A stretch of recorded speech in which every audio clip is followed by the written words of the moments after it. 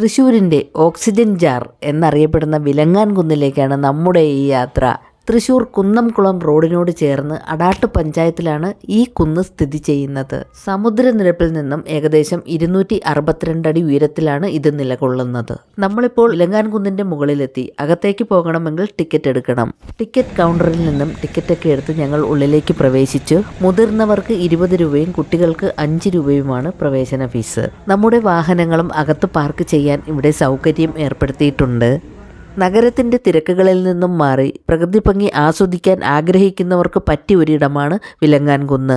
ഏകദേശം 5 ഏക്കറോളം ഈ കുന്ന് വ്യാപിച്ചു കിടക്കുന്നു. കുട്ടികൾക്ക് വേണ്ടി നിർമ്മിച്ച പാർക്ക്, ഓപ്പൺ എയർ തിയേറ്റർ, ലഘു ഭക്ഷണശാലകൾ എന്നിവ ഇവിടെയുണ്ട്. സന്ദർശകർക്കുള്ള സമയം രാവിലെ 9 മണി മുതൽ വൈകിട്ട് 7 മണി വരെയാണ്.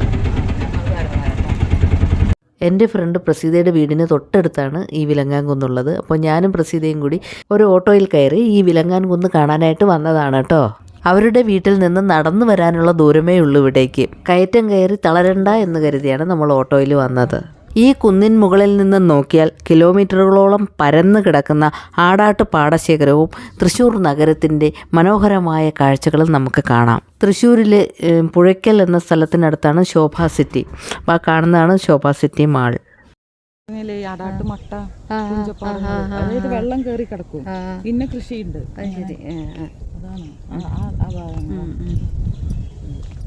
ഫുള്ള് വെള്ളമായിരിക്കും. വെള്ളമാണത്, ഫുള്ള് കായൽ പോലെ കിടക്കുന്ന. ഞങ്ങളിടയ്ക്ക് പോവാറുണ്ട്. ചുവന്നരി, അടാട്ട് മുട്ട, അവിടെയാണ് കൃഷി ചെയ്യുന്നത്.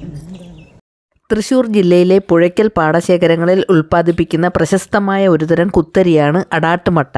രാസവളങ്ങളോ കീടനാശിനികളോ ഉപയോഗിക്കാതെ തികച്ചും ജൈവ രീതിയിലാണ് ഈ നെൽകൃഷി ചെയ്യുന്നത്.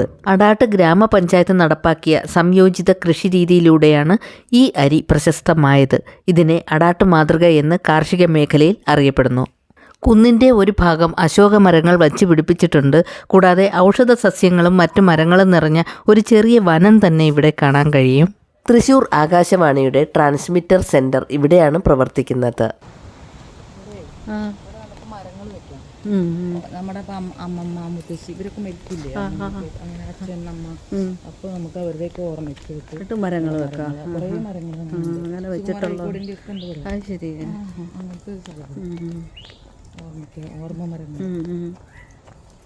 ഇപ്പോൾ ഈ കുന്നിൻ്റെ സംരക്ഷണവും വികസന പ്രവർത്തനങ്ങളും DTPCയുടെയും തദ്ദേശ സ്വയംഭരണ സ്ഥാപനങ്ങളുടെയും നേതൃത്വത്തിലാണ് നടക്കുന്നത്.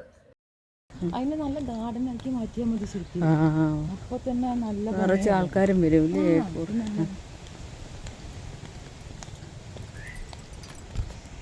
അതുകൊണ്ട് എനിക്ക് ഇവിടെ വരാൻ ഇപ്പൊ അവിടെയൊക്കെ വീടായിട്ടാണ്.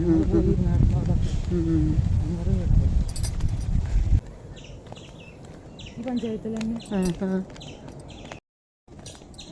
ശരിക്കും കാടാണല്ലേ ഈ ചുറ്റാകെ പാറയും. ശുദ്ധവായു കിട്ടും.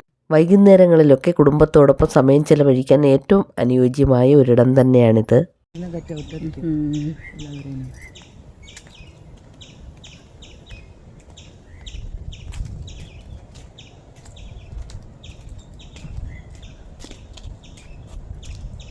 ഇവിടെയൊക്കെ ഇരുന്നു ആ പാർക്ക്.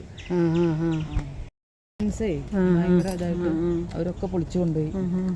ചരിത്രം പറയുകയാണെങ്കിൽ 2ാം ലോക മഹായുദ്ധകാലത്ത് ബ്രിട്ടീഷ് സൈന്യം ഈ കുന്നിൻ മുകളിൽ താവളമടിച്ചിരുന്നു.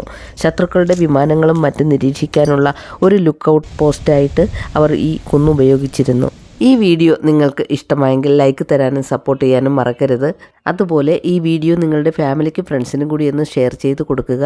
നിങ്ങളുടെ വിലയേറിയ അഭിപ്രായം രേഖപ്പെടുത്തുക. Thanks for watching.